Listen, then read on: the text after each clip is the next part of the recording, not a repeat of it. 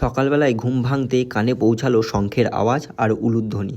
তাই নিচে এসে নেমে দেখি মামার গায়ে হলুদ নাকি স্টার্ট হয়ে গেছে। তাই দেরি না করে ফটাফট ক্যামেরাটা অন করে নিলাম, কারণ তোমাদেরকে সবটাই শেয়ার করব। তার আগে তোমরা বলো, ছোটবেলায় কারা কারা এরকম নিতবর সেজেছো? কারণ নিতবর সাজার মজাটাও আলাদা।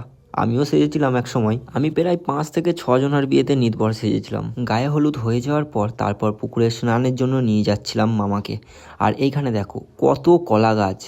এই সিঙ্গুর, চন্দননগর এইসব সাইডে প্রচণ্ড কলা গাছ থাকে। আর আমি তো শহরে থাকি, তাই আমার গ্রামটা খুব ভালো লাগে। আর এই দিকে দেখো গ্রামের পরিবেশটা কত সুন্দর, ফাঁকা, নির্ঝুম। সব দিকে কিন্তু গাইস খুব ভালো ভিডিও শ্যুট করা যায়। আর সত্যি কথা বলতে বিয়েতে যে গাইস এত নিয়ম, আমি কিন্তু ভাই এরকম ভাবে বিয়ে করব না। আমি পালিয়ে ফালিয়ে কাউকে নিয়ে আসবো। এত নিয়ম, এত উপোস আমার দ্বারাই হবে না। বলে আমার এই কথা শুনে তোমরা কিন্তু কেউ পালিয়ে নিয়ে এসো না, না হলে মেয়ের বাবার হাতে মার খেয়ে যাবে। আমার মামারও কিন্তু লাভ ম্যারেজ, কিন্তু প্রায় ভালোবাসাটা 7 বছরের। যাই হোক, ভিডিওটা এখানেই শেষ করলাম।